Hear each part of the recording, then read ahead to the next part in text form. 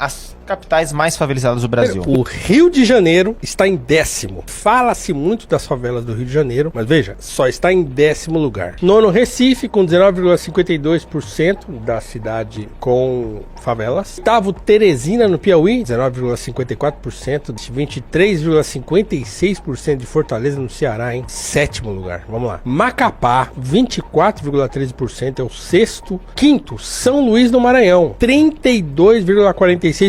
Vitória no Espírito Santo, 33,46% é composto por favela. Salvador, Bahia, 41,82% é composto por favelas. Manaus, no Amazonas, 53,38% do município de Manaus, no Amazonas, é composto por favelas. Vamos lá, primeiríssimo lugar, Belém do Pará. Mais da metade do município é composto de favelas. É muito triste.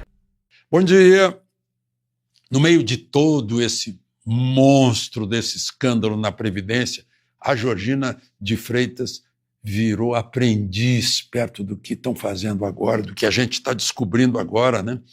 Que o ministro da Previdência parece que só descobriu agora, embora tenha sido avisado há 2 anos. Agora ele está furioso contra os corruptos.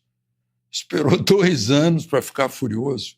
Foi avisado lá atrás, TCU, CGU, reunião no Conselho, né? E o chefe dele também, né? O presidente Lula. Será que não sabia? Será que ele não levou o presidente Lula quando ficou sabendo? Tinha que saber, tinha que dividir a informação. E outra coisa que está todo mundo estranhando, né? Aí, o filho do ministro da Justiça, ministro Ricardo Lewandowski, ex-ministro Supremo, como advogado dos envolvidos nessa corrupção. Eu duvido que ele... Será que ele aceitou? Porque é uma questão básica de ética que a gente não aceita, né? Ontem, por exemplo, me convidaram para fazer uma palestra para um TCU. TCU não, desculpa, para um Tribunal de Contas de um Estado. Eu disse não. Né? Não fica bem. De repente eu vou ter que criticar um Tribunal de Contas e não posso, porque eu fiz uma palestra para o Tribunal de Contas, que me pagou para fazer a palestra. Isso é uma coisa básica que a gente aprende do avô da gente, dos pais da gente. Não? Bom, fusão PSDB, agora decidiu o PSDB se fundir, fazer uma federação com o Podemos. Ou seja, o PSDB está acabando.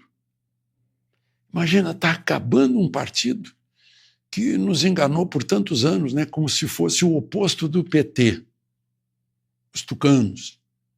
É como se a gente dissesse, a Pepsi-Cola é o oposto da Coca-Cola. Mas os dois são praticamente iguais. E durante muitos anos achamos que a opção contra o PT era PSDB. Só que não, né? Era a mesma esquerda, agora está se juntando com o Podemos para tentar salvar do ostracismo o Aécio e também dar uma carona para o governador do Rio Grande do Sul, Eduardo Leite, que quer ser presidente, quer ser candidato a presidente, mas sabe que não tem partido para isso, que é o PSDB, então vai buscar um reforço no Podemos. Né? É mais ou menos isso. E eles estão falando, vamos fazer uma fusão. Aí eu lembrei de uma frase famosa, principalmente nós gaúchos conhecemos, mas o Brasil inteiro conhece, do Gaspar Silveira Martins. Ideias não são metais que se fundem. Ou seja, para se fundir, não deve ter ideia, não deve ter doutrina partidária para fundir as doutrinas. Não é? Isso é fácil aqui no Brasil, porque os rótulos de partidos são apenas marcas de fantasia. Eu vejo aqui que o União Brasil, que já é resultado de fusão do antigo partido de Bolsonaro com o DEM, que antes era PFL, né? União Brasil com o Progressistas, o PP, que também antes disso foi outras coisas, né? Agora vai ser União Progressista. O que fica divertido é que tira a palavra progressista do pessoal lá da esquerda, para fazer um partido de centro-direita. Né? Esse também já tá fixado. Todo mundo se preparando para a eleição do ano que vem. Bom, e uma outra questão aí que que é preciso de a gente pensar a respeito, né? Nessas 26, eleição de 2026. Como é que vai ser a apuração? Vai ser igual a outra? Que deu tudo isso, que foi a causa do 8 de janeiro. A dúvida sobre como o voto é contado. Até a da Venezuela é mais clara, porque pôde-se perceber que o Maduro perdeu. Só que o Maduro não aceitou o resultado da eleição e continua lá. Né? O Brasil não cobrou dele, né? Não endureceu, não cortou relações. O Brasil é muito bonzinho quando se trata de Maduro, Ortega, né? China. Lá na China estão agora, aliás, hoje é o último dia, o ministro da Casa Civil, Rui Costa, a presidente da Petrobras, Magda Chambriard, o secretário de Ferrovia do Ministério dos Transportes, o presidente da Transpetro, tem mais alguém do Ministério da Indústria e Comércio, e estão oferecendo o Brasil, não sei, estão dizendo que tem negócios para eles fazerem navios no Brasil, usando estaleiros brasileiros que estão ociosos, que o Brasil tem um grande mercado para ferrovia. Aliás, você sabe que o Brasil manda minério de ferro para a China, né? Lá do outro lado do mundo, e depois importa trilho da China. Nós somos muito bonzinhos mesmo. A China vai gostar. Claro que a China vai aceitar se for bom negócio para ela. De Verona, Alexandre Garcia.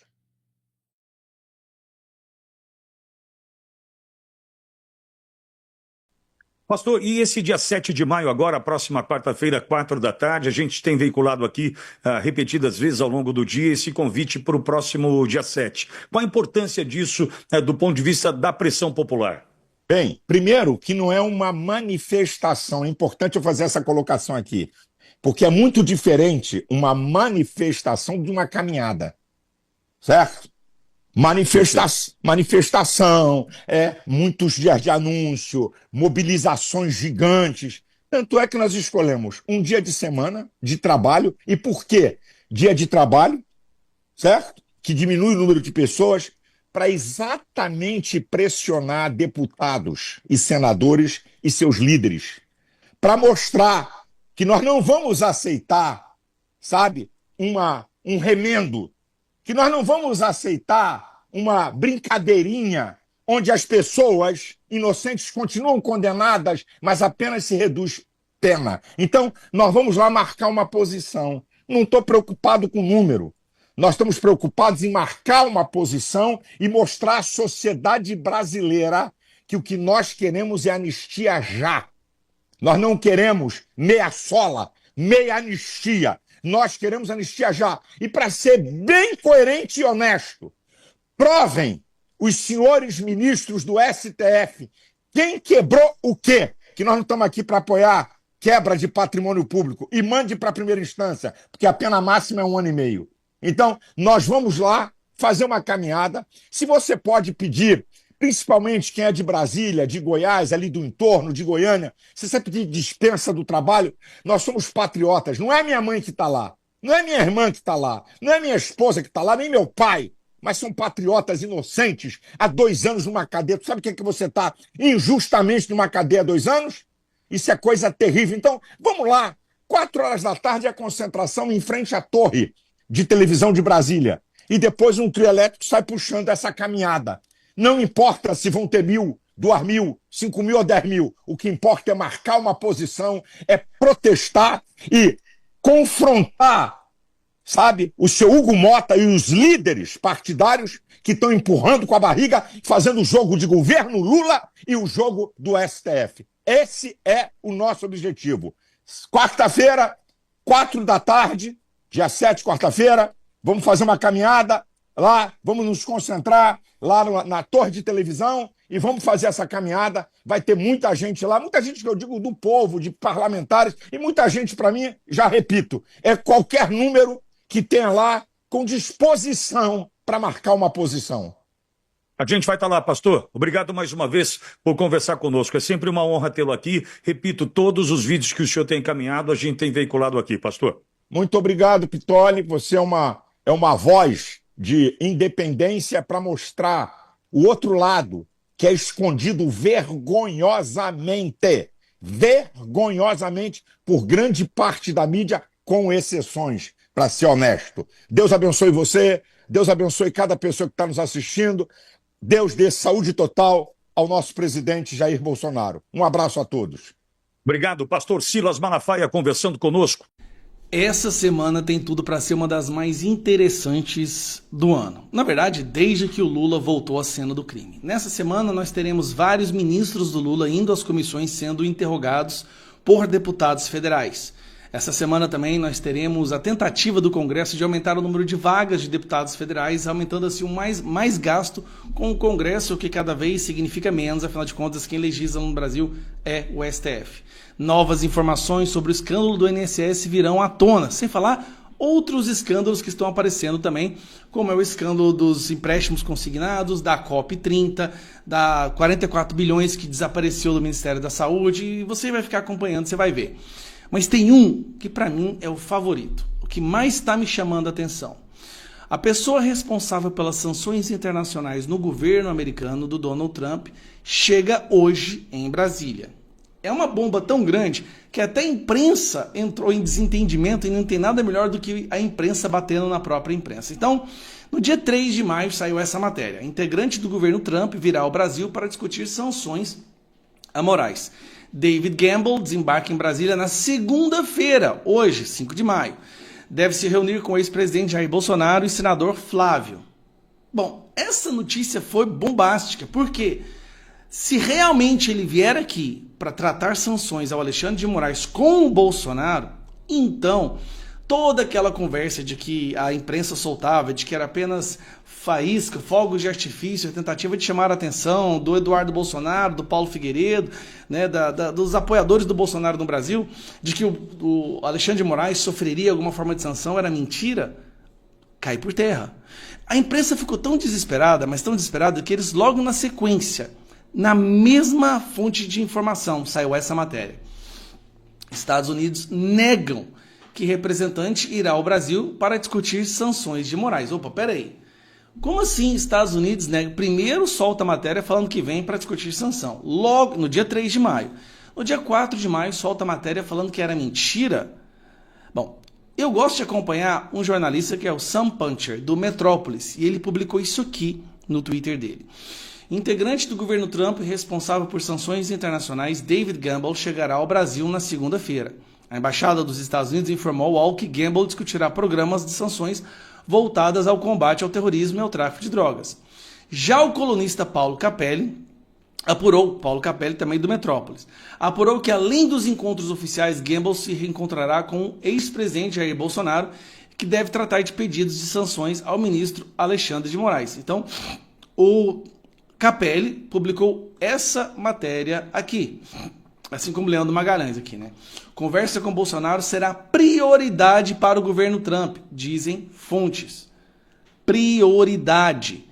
Só que vem a matéria, né, essa matéria aqui, dizendo que é mentira. Bom, é mentira ou é verdade? Aí fica a dúvida. Bom, que David Gamble estará pisando aqui no Brasil é verdade. Que eles vão tratar aqui que o Bolsonaro será prioridade nessa conversa também. Então, essa pessoa aqui, o Jamil Chad, essa pessoa soltou uma fake news. Uma fake news na tentativa de agradar o governo, agradar o STF, mas pegou muito mal. Porque jornalistas do Metrópolis tiveram acesso à embaixada, conversaram com a embaixada. Aqui, ó. A embaixada, como órgão do governo, confirmou reuniões com outros órgãos de governo, não descartou agendas adicionais. Portanto, é falsa informação de que a embaixada dos Estados Unidos tenha desmentido qualquer indivíduo. Então, a imprensa está mentindo ao dizer que David Gamble não está vindo aqui para falar sobre sanções ao Alexandre de Moraes. É verdade que estão sim. Vamos estudar medidas de como poder fazer sanções as mais severas possíveis. E esse é o começo da ruína do castelo da areia de Alexandre de Moraes. Ele disse de uma forma bem jocosa recentemente que a única forma que os Estados Unidos têm para interferir nele é se o Donald Trump colocar um porta-aviões no Lago Paranoá, uma coisa assim, na porta da casa dele. Ele está num nível de soberba tão grande, vocês sabem, né? A soberba precede a ruína. Ele está num nível de soberba tão grande que eu tô, assim, realmente, algumas pessoas fizeram um pedido de fazer um exame de sanidade nele. Eu acho que, realmente, talvez seja necessário. As declarações, o comportamento, as decisões, a crise internacional a qual ele coloca o Brasil, recentemente com a Espanha, colocando o Brasil numa crise internacional com a Espanha. Tanto é que ele teve que vergonhosamente voltar atrás e pegar o traficante lá e devolver para a cadeia o traficante que a Espanha estava pedindo extradição. Então, até onde vai chegar isso? Até que momento o Brasil vai aceitar ser jogado no ralo internacional, né, da política internacional, porque uma pessoa perdeu o controle? Enquanto isso, todo mundo tem medo de falar, tem medo de verbalizar. Porque, como são poucas pessoas que falam, é fácil mirar e derrubar. Agora, se todos falarem, se todos verbalizarem a sua indignação, se a gente tentar lutar para ter um mínimo de sanidade jurídica no Brasil, não é possível que a gente não consiga vencer.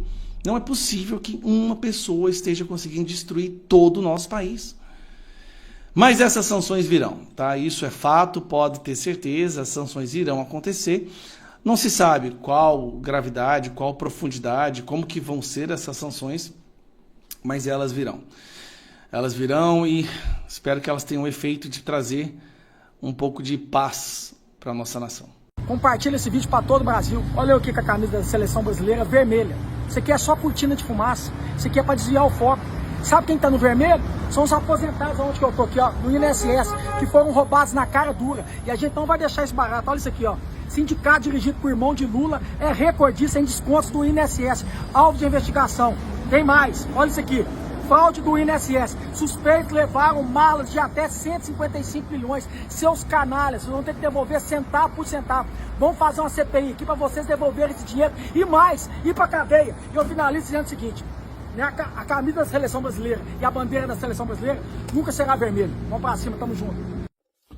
A cada dia que passa, mais estarrecido nós ficamos com o grau de maldade nessa corrupção do INSS. E olha, para nos deixar estarrecido, um escândalo de corrupção vindo do governo do PT, pode ter certeza que tem que ser um nível inédito. Afinal de contas, nós já vimos aí Mensalão, Petrolão e vários outros momentos onde o PT se mostrou ser uma organização criminosa. Mas esse caso de corrupção do INSS tem sérios agravantes. Vamos lá. Os principais eleitores desse governo são justamente as pessoas mais pobres, os analfabetos, os idosos e a população do Nordeste. E quais foram os alvos principais desse escândalo de corrupção, de acordo com o relatório da própria Polícia Federal? Idosos analfabetos do Nordeste. O PT decidiu roubar os mais pobres, os analfabetos, principalmente aqueles que são sua base eleitoral no Nordeste. Sim, ele optou por roubar dos ricos, das grandes instituições e corporações, não, dos pobres, dos analfabetos. Por quê?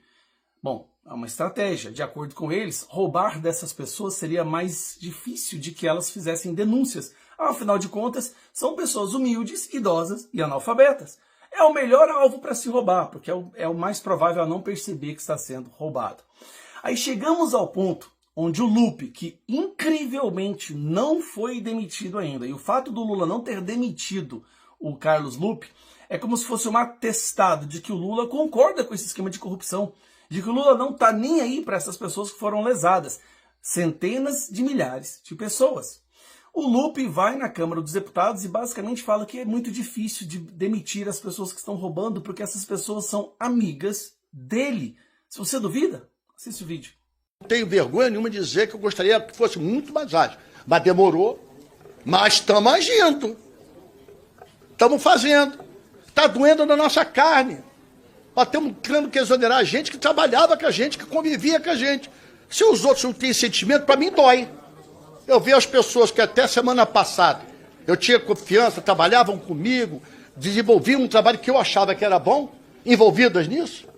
Aí outro vídeo que começa a circular também, e que realmente acerta o coração em cheio de qualquer brasileiro que não seja o imbecil petista, é o dessa senhora, mostrando o caso dela, pessoas humildes que mal têm o dinheiro bastante para comprar os seus remédios para sobreviver, agora sendo roubadas por esse governo. Tem meses que não vem nem R$1.000. Nem não. Não, tá com 2 vezes que eu só recebo. Como ele recebeu uma vez, ele recebeu 900, outra vez 950 e a outra participou em 905. Assim. E a senhora não sabia nem o que era? Não sei nem o que era. Sei que tinha desconto, tinha vez que eu recebia 500, tinha vez que eu recebia 450. E ia todo descontado lá, ficava todo lá. E eu pagando sem saber, depois que eu acabava, que eu ia dar fé do prejuízo. Um jeito de gente besta só. Tanta coisa que eu não sei nem de quê. Aí eu dizia, não, a cesta base é desconto de sindicato, é desconto não sei imposto, não sei o quê. Não sei de que tanto imposto, não sei de quê. Tá. E aí eu ficava no prejuízo, viu? Dinheirinho do aposento, como você sabe, mal vem muito desconto e eu não sei de quê, que eu não recebo meu dinheiro completo, de jeito nenhum. Só aposentado pelo sindicato mesmo. Mas tem aquelas associações que a senhora nem conhece? É, tem muitos que eu nem conheço. Faz é descontarem nisso, que a gente está pagando e eu não sei por quê, porque eu não recebo, nunca recebi nada. O meu dinheirinho é pouco. Aí o pouquinho velho que a gente recebe, aí é para comprar o remédio, comprar a roupinha, comprar o calçado e vamos passando dele isso mesmo. Quem descobriu mais foi minha esposa, né? E até porque ela ficou falando, e esse desconto que está vindo aqui? Aí eu disse, que desconto? Aí foi quando ela pegou a relação, né, do extratozinho que eu puxei, e aí disse, olha, tem um desconto assim, assim, assim, tal. Eu digo, não, nunca percebi não. E os descontos eram de quanto? Um foi de 30 e poucos reais, e o outro foi de 69 e alguma fração. E eles lá na justiça lá foi que me falaram que essa associação é do sindicato, dos aposentados. Eu digo, como é que o sindicato entra na propriedade dos outros sem autorização, sem comunicar os aposentados, sem nada? Porque a mim mesmo não me comunicaram nada. E como é que entra no meu benefício sem a minha autorização? No início, eles tentaram fazer parecer que não tinha muita importância, que era apenas um escândalozinho. Afinal de contas, quando se fala do PT, nós estamos acostumados a escândalos que circulam até em torno de R$1 trilhão. Então eles pensaram, 6 bilhões de reais não é nada, o povo não vai se importar. São idosos, são pessoas analfabetas, pessoas que trabalharam a vida inteira para poder receber a aposentadoria. E curiosamente, no dia do trabalho, o Lula nem aparece na manifestação, que por sinal foi um grande fiasco, né? Mas de acordo com a Erika Hilton, foi um fiasco porque o povo estava no show da Lady Gaga. Vou te falar uma coisa, trabalhador não gasta dinheiro para ir em show de Lady Gaga, para começo de história, tá bom? Então aí nós temos vários casos acontecendo que só turbinam, que só amplificam ainda mais esse escândalo. Não demite o Lupe, tá lá, roubando ainda. Tentou fazer parecer que era do governo Bolsonaro, mas agora todo mundo já sabe que esse negócio explodiu no governo do Lula de forma estratosférica, chegando, gente, a registrar 1.500 roubos por hora, ou seja, 1.500 filiados, né, associados que pagariam essas parcelas mensais por hora. Olha a quantidade. Aí nós temos o irmão do Lula envolvido, o filho do Lewandowski, que é advogado em uma dessas entidades. A situação escalou de tal forma que agora não é nem uma CPI que nós precisamos, é uma CPMI, juntando a Câmara dos Deputados e os senadores para poder se aprofundar no que realmente aconteceu. Esse escândalo ele não pode ser o mais grave em relação ao volume de dinheiro, mas com certeza é o mais grave no que diz respeito à maldade e à perversidade. E o governo fingindo que nada aconteceu. Lula já deu claros sinais de que não vai demitir o Lupe, porque se demitir o Lupe, perde o PDT, e se perder o PDT, esse governo não se sustenta mais na Câmara dos Deputados. Afinal de contas, saiu agora uma notícia de que essa federalização do União Brasil com o PP vai abandonar o governo e devolver os ministérios. O governo ficará completamente isolado, incapaz de aprovar qualquer projeto, e assim se caminha para o ralo, né? Eu, sinceramente, não sei como que tem algum deputado ainda que se atreve, que se arrisca, arriscar o seu legado, a sua reputação, em votar junto com esse governo. Um abraço. Quem diria que o presidente do Executivo, que já foi sindicalista e pobre um dia, iria sumir dos eventos públicos presenciais justamente no Dia do Trabalhador? Quem diria? Um presidente que conta com o apoio popular jamais perderia uma oportunidade como essa, jamais. Mas Lula picou a mula, se mandou, não vai aparecer em nenhum evento popular. Preferiu arriscar gravando um pronunciamento pela televisão. Mas como assim?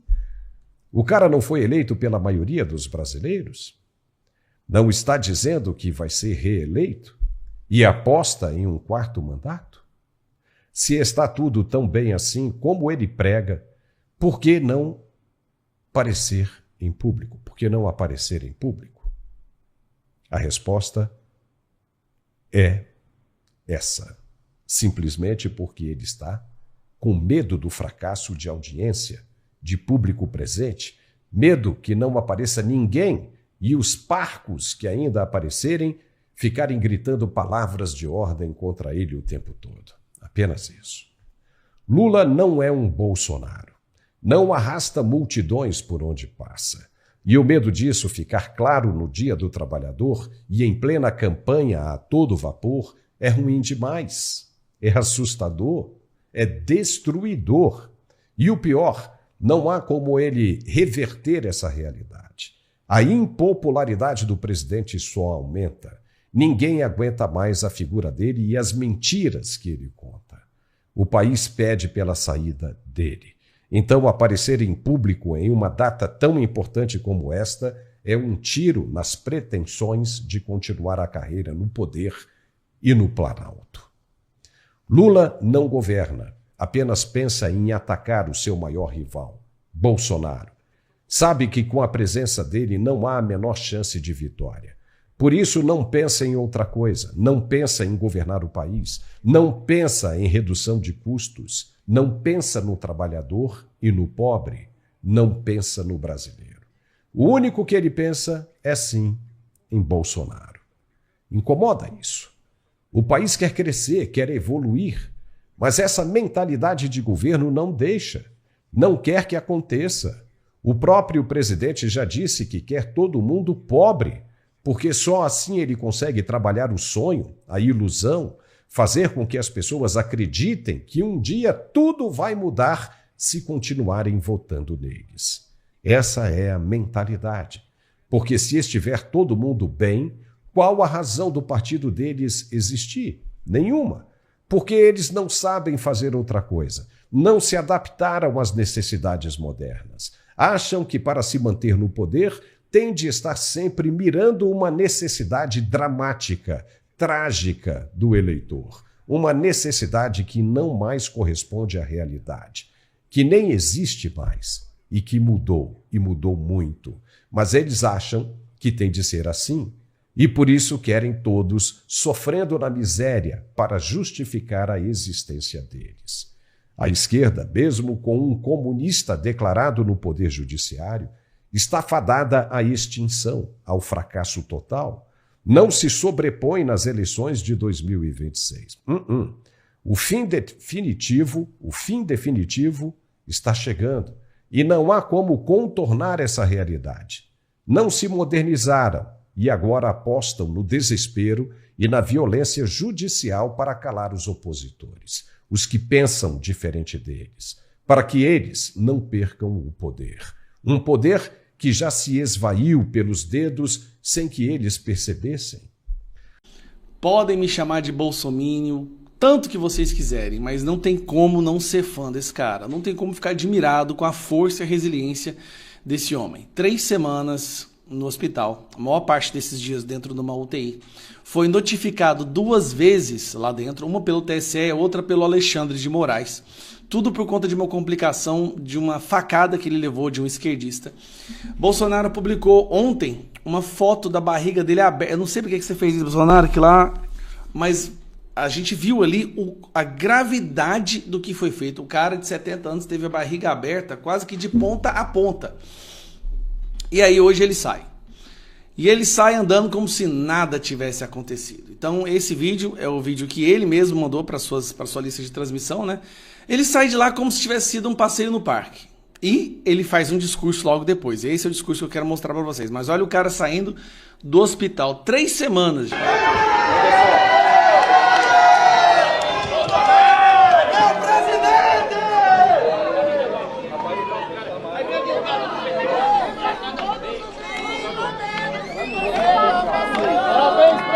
Eu te amo, meu velho!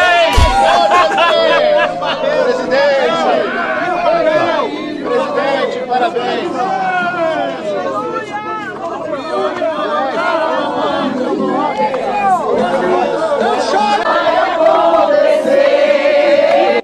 Beleza. Mas o que chamou a atenção? Ele parou para fazer um discurso. Aí ele tá aqui com a dona Hilda. Mesmo não podendo, né, mas ele é teimoso, porque ele não pode falar muito, porque ele tá com problema de soluço, o intestino dele tá voltando a funcionar. Ele não deve se cansar, mas ele não se conteve, foi lá e fez um breve discurso, que eu quero compartilhar com vocês. Vamos lá. E do lado dele a dona Hilda, hein? Vou pegar aqui, vamos lá. Ela e a Débora são nossos irmãos. Entenda só. Irmã Hilda e a Débora. O plano final, pela dia meia dúzia agora. Cuidado. Terça-feira. A Polícia Federal Dia meia dúzia, que é dia 6, tá? vai lá em Paulínia. Ou seja, dia 6 para prender a Débora. Daí ele tá falando sobre Débora, que foi condenada, né? Então o prazo final para ela se entregar lá é dia 6. O prazo final, pela dia meia dúzia agora. Cuidado. Terça-feira. A Polícia Federal vai lá em Paulínia pegar a Débora, deixar 2 filhos chorando para trás, para cumprir o restante dos 14 anos de prisão. É humanitário o acolhimento da primeira-dama do Peru por corrupção. É verdade. E a Débora com 2 crianças pequenas em casa. Mas aqui temos a irmã Hilda, um filho. A história vai fazer justiça. Ele diz que a história vai fazer justiça. É Bolsonaro! Pelo amor de Deus!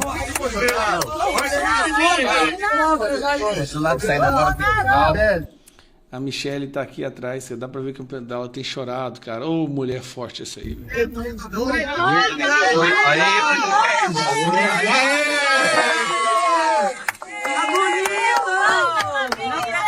Bolsonaro, né? É Bolsonaro! Pôs o boné na dona Hilda.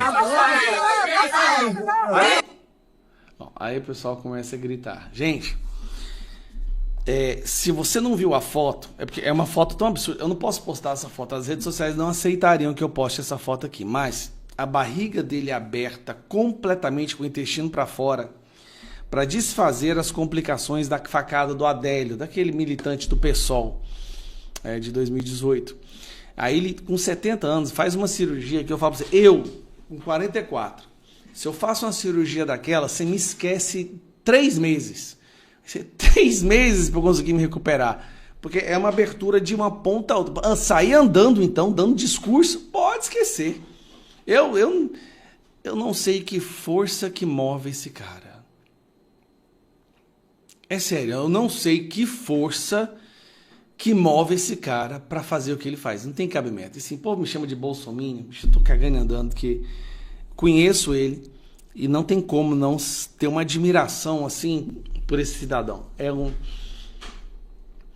É escolhido, não tem jeito, o bicho é escolhido. Pode falar o que vocês quiserem, bolsominion, é escolhido, não conseguem derrubar esse cara. Quanto mais tentam, mais forte ele fica. E ele vai voltar a ser o presidente do Brasil.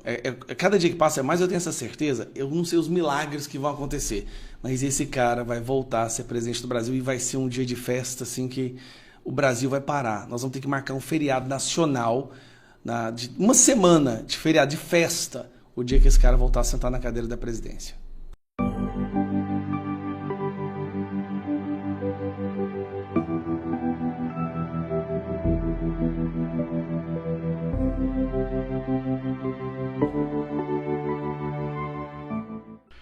Salmos de número 120, versículo 1. Na minha angústia clamei ao Senhor e me ouviu.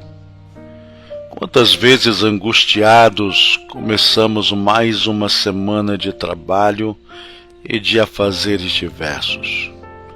Acontece que a angústia no coração humano provoca distúrbios inconvenientes e traz a sensação de impotência diante das batalhas que a nós são anunciadas.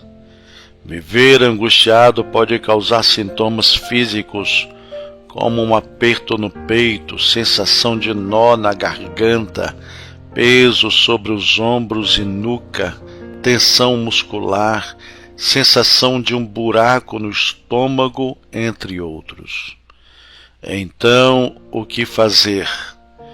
O verso tido como base desta reflexão e também tantos outros textos bíblicos nos ensinam que ao Senhor devemos clamar quando angustiados e confiar a Ele as nossas preocupações, porque dele virá a resposta e a solução que tanto temos buscado.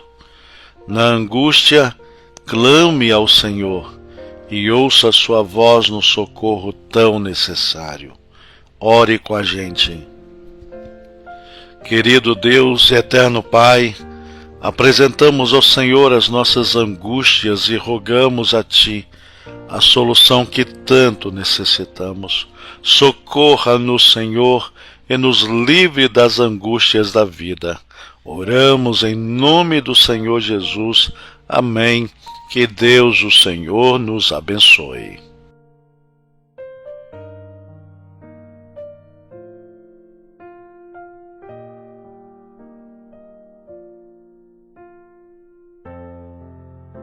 O novo Código Eleitoral deve ser votado nessa semana na CCJ do Senado e, se aprovado como está hoje, esse texto será a instauração definitiva da ditadura da toga que já está em exercício hoje no Brasil, pois dará superpoderes àqueles que hoje já abusam dos restritos poderes que têm. Você, cidadão brasileiro, precisa estar ciente dos riscos que está correndo caso esse texto seja aprovado, como, por exemplo, o de ser condenado a quase 7 anos de prisão por simples comentários. Na noite deste domingo, nós tivemos uma live super especial aqui no meu canal no YouTube, com a participação do Dr. Felipe Jimenez, que é procurador do estado do Mato Grosso do Sul, e deu uma verdadeira aula como profissional do direito sobre esse tema, e também com o engenheiro Amilcar Brunazzo Filho, que é especialista em segurança de dados, atua na luta pela contagem pública dos votos desde 1999 e também deu uma aula sobre os aspectos técnicos do nosso sistema. A live teve ao todo praticamente 2 horas, mas eu separei aqui apenas alguns recortes em poucos minutos com os principais pontos que você precisa saber sobre o novo Código Eleitoral, que é o PLP 112 de 2021. Depois da explicação, eu vou trazer a lista dos traidores, os deputados que, mesmo dizendo serem de direita, ajudaram a aprovar essa aberração na Câmara. Preste muita atenção. O PLP 112 traz uma série de problemas. Infelizmente, muitos deputados ditos conservadores votaram favoravelmente. Eu posso passar para você depois uma tabela em Excel para que os seus seguidores possam saber quem votou e como votou, porque tem muito deputado de direita que votou favoravelmente a essa excrescência desse PLP 112. Ele veio da Câmara para o Senado e agora no Senado ele está sendo modificado por emendas. No dia 7 agora haverá uma audiência na CCJ, onde o relator, Marcelo Castro, que é médico, que não entende nada do que está lá no projeto, vai ler e tentar aprovar o relatório para que isso vá ao plenário. Eu destaquei apenas alguns, tá? Tem muita barbaridade aí, mas rapidamente. Artigo 2º, inciso 10, indúbio pró sufrágio. Nas sanções eleitorais. Ora, sanção é pena, sanção é punição. Você não pode punir alguém, seja por que razão for, na dúvida. Na dúvida sobre a ilicitude da conduta, na dúvida sobre o fato supostamente ilegal. Nesse Tribunal Constitucional que nós temos, onde inverteram até a lei da gravidade, a possibilidade de que você, cidadão comum, se enquadrando num crime eleitoral, seja condenado sem prova. É isso que está escrito aí. Na dúvida, você será sancionado, será condenado.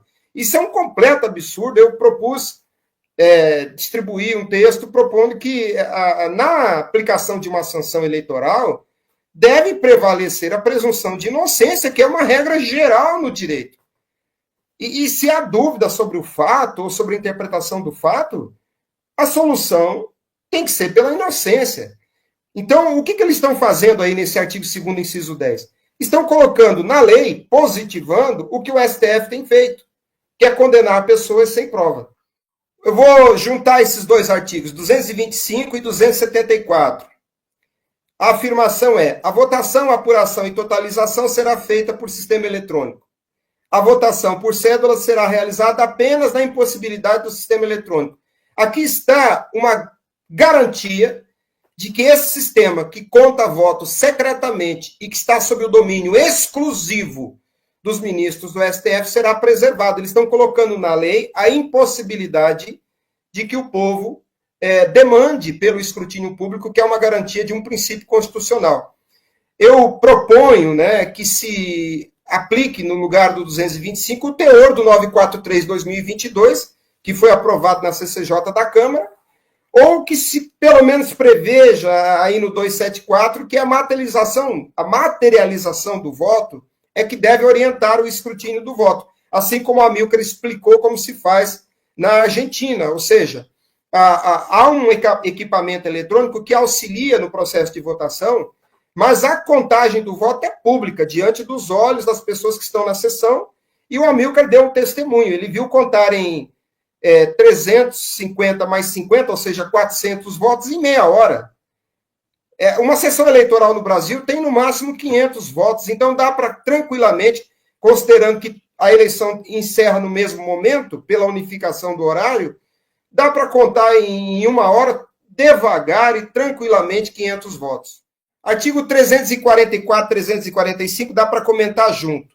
Procedimentos de auditoria serão coordenados pela, aspas, Justiça Eleitoral. Na verdade, Serviço Eleitoral. 345, compete, aspas, Justiça, na verdade, Serviço Eleitoral, a regulamentação dos testes e auditoria do sistema eletrônico. Ora, o que está dito aqui? Está dito aqui que o agente público, ele controla, ele limita, ele regulamenta a fiscalização do serviço dele. Aí, artigo 586, parágrafo 3º, inciso 2.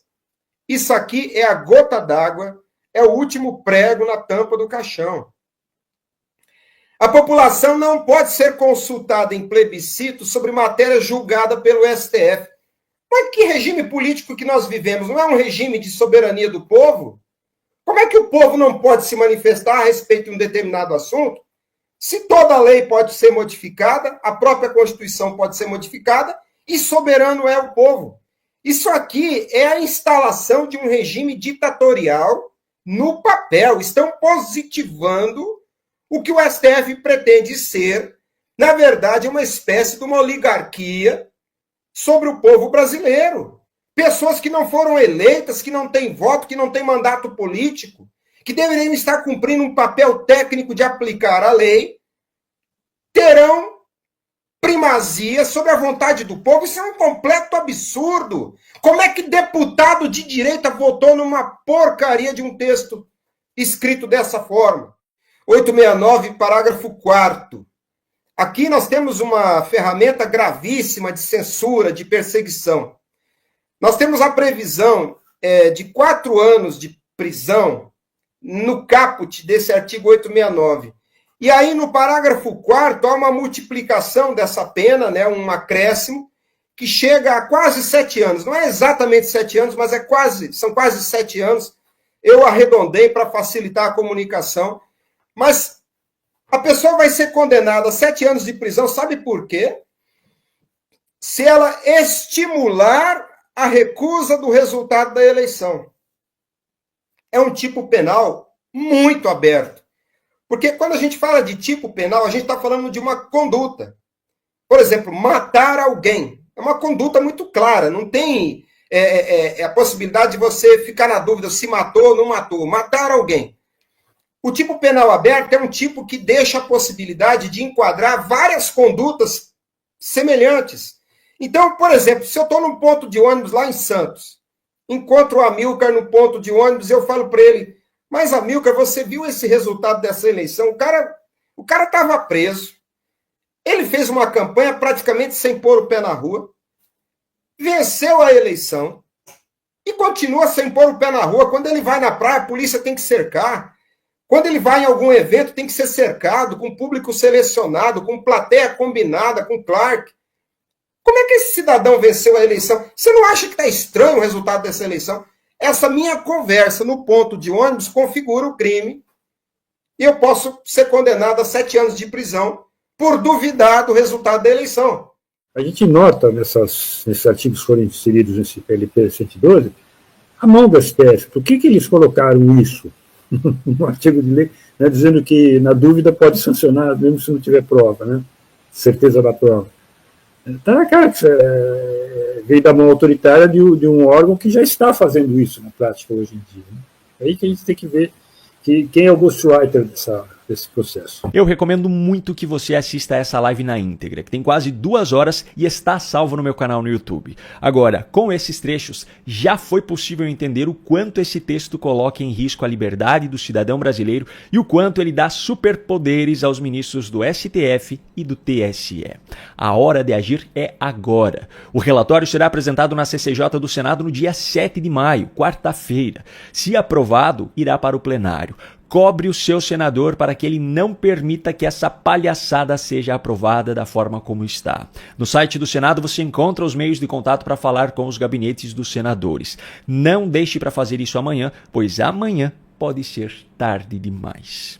Bom, como o Dr. Felipe Jimenez falou em sua explicação, muitos deputados ditos de direita, seja por aceitar o texto dessa forma ou por simplesmente não terem lido os artigos, votaram favoravelmente à sua aprovação na Câmara. O Dr. Felipe me enviou a lista com os nomes e agora eu vou colocá-la na tela para você. Vale lembrar que essa aprovação aconteceu em setembro de 2021, então os deputados são da legislatura anterior e estão classificados de acordo com o partido ao qual pertenciam naquele momento. Também vale ressaltar que essa votação aconteceu antes dos episódios de censura em 2022 e da perseguição política que passou a acontecer desde então. Mas o inquérito das fake news, por exemplo, já estava em andamento no Supremo Tribunal Federal.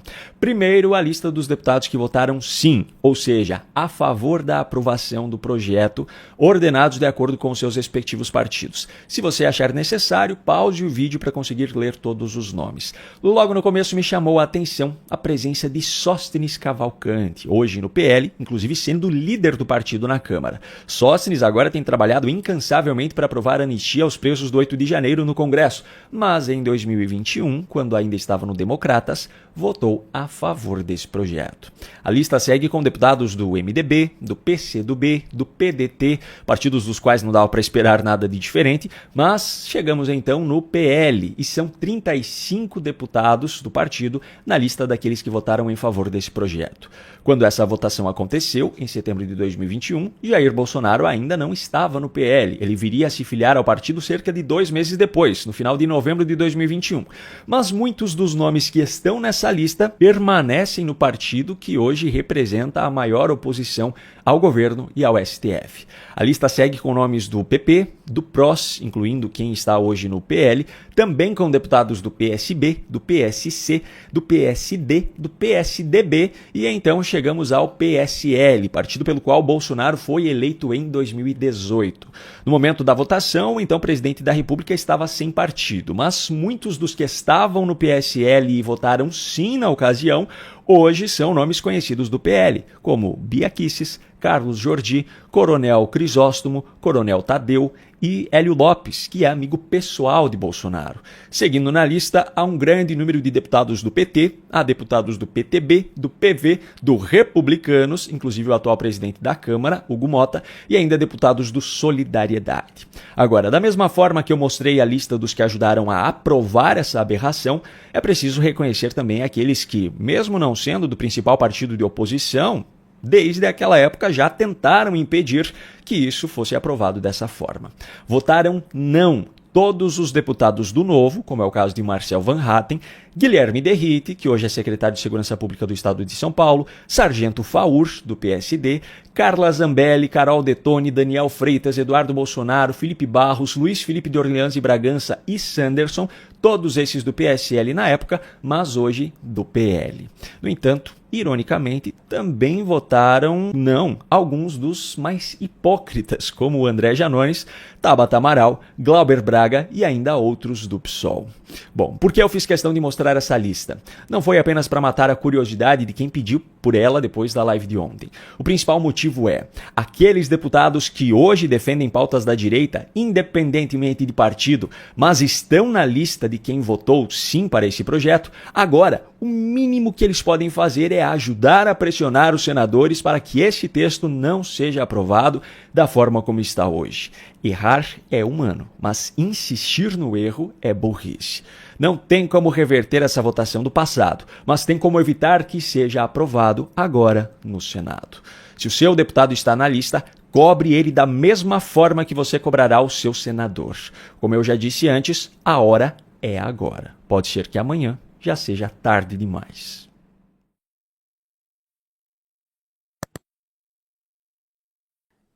A Carmen Lúcia foi pega numa dessas conversas em que ela fala algo do tipo, segundo esse Delgatti, que também não merece nenhuma credibilidade da minha parte, ele pode estar mentindo, mas ele falou isso para Manuela Dávila e a Veja achou por bem publicar que a Carmen Lúcia teria sido pega falando num grupo de juízes que a morte do neto ou sobrinho do Lula teria sido merecida, teria sido um retorno divino ao que o Lula teria feito. Então, tipo, o Lula teria feito algo horrível. Eu me lembro disso. E aí, tu te lembra? Lembro. Ok. E aí, segundo o Delgatti, de acordo com a Veja, a Rosa Weber, aquela pessoa que eu considero horrível, teria ficado tão chocada com essa declaração que saiu do grupo. Então, só imaginemos, senhores, o tanto de coisa que deve existir ali para a gente saber essa pequena gota no oceano de 7 terabytes. Eu fui fazer o cálculo. 7 terabytes é praticamente o conteúdo de todos os livros da Biblioteca do Congresso norte-americano. É coisa para... Essa pérola, para mim, foi jogada ali para deixar claro de que o que se tinha dessas pessoas é chocante. E é interessante ver o corpo, a postura da Carmen Lúcia depois da Vaza Jato. Ela se diminuiu de tal forma. Então tu vê, se ela falou aquilo e depois ela aparece toda obsequiosa ali pro Lula, então tu imagina o que não deve haver ali. E se for verdade, e de fato Alexandre de Moraes tiver posse dessas mensagens, junte lé com cré. Fica lecre. Mas tu acredita que, digamos que algo aconteça e ele seja expurgado do sistema e ele caia, o Lula não vai colocar outro imagina. fantoche? O Dino, o Zanin, vai colocar a Glaze. Meu Deus do céu, Dudu, peraí, só um pouquinho, tu quer me dar pesadelo? Então, tu não acha que isso pode acontecer? É o mais aventado. É a Glaze mesmo? Não, é mais aventado tá. pelas pessoas que, se ele sair, talvez venha um nome muito pior ainda. Sim, então, aí eu acho, como eu acho que, eu nem acho que o Alexandre de Moraes é o mandante, eu acho que ele é o obediente. Eu acho que tem gente muito mais poderosa, uma Suprema Corte, que publica no seu site o logo e a plataforma do Fórum Econômico Mundial, a gente já sabe ali a quem eles servem, né? E, mas então, qual é a tua suposição? Que o Alexandre de Moraes tem um chefe? Absolutely. Eu acho que, claro que eles obedecem. O que uma Suprema Corte está fazendo? Abrindo mão da soberania nacional, falando que eles seguem não é nem as Nações Unidas, é o Fórum Econômico Mundial. Isso é obsceno.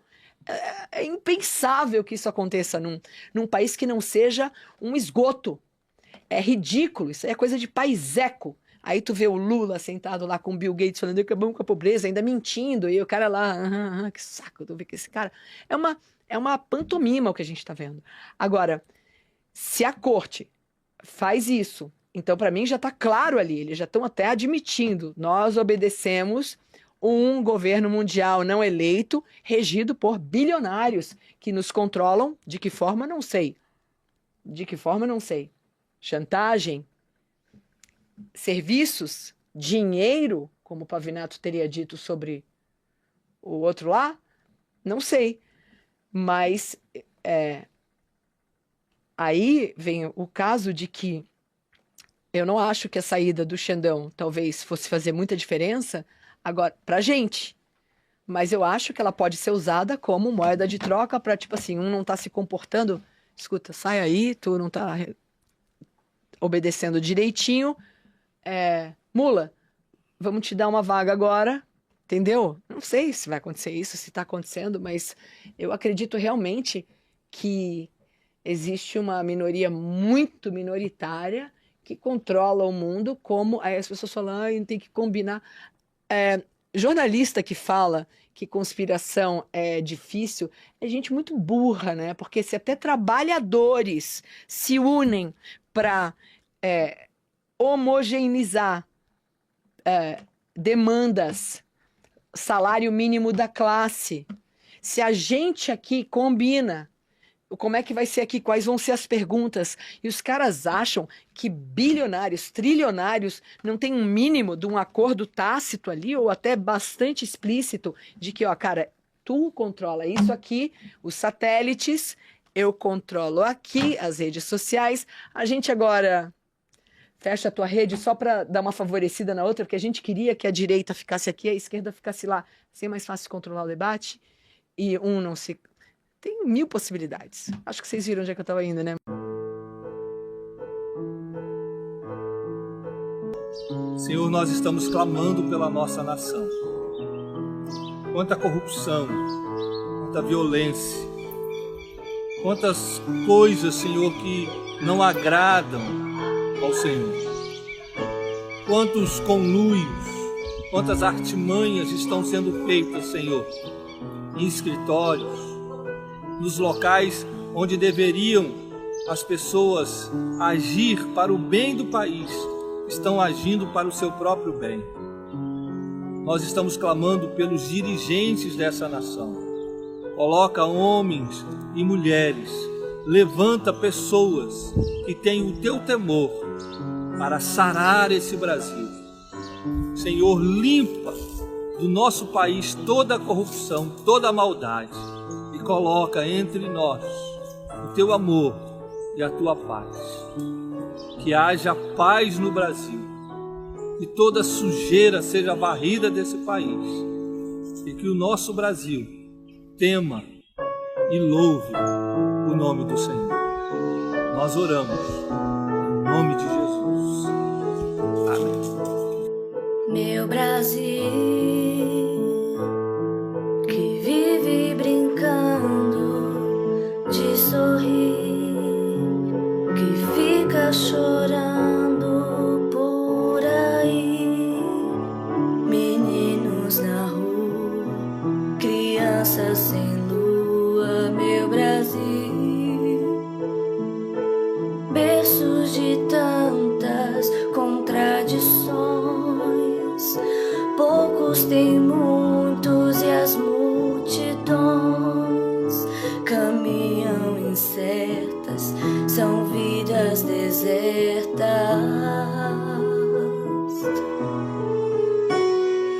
Sara, Senhor, restaura, Senhor, o meu país.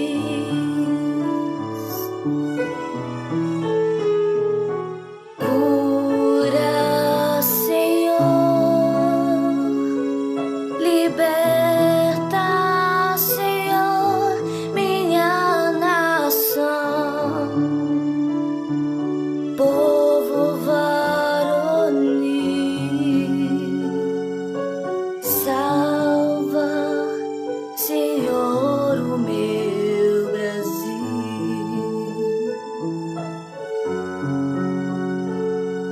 Salva, Senhor, o meu Brasil.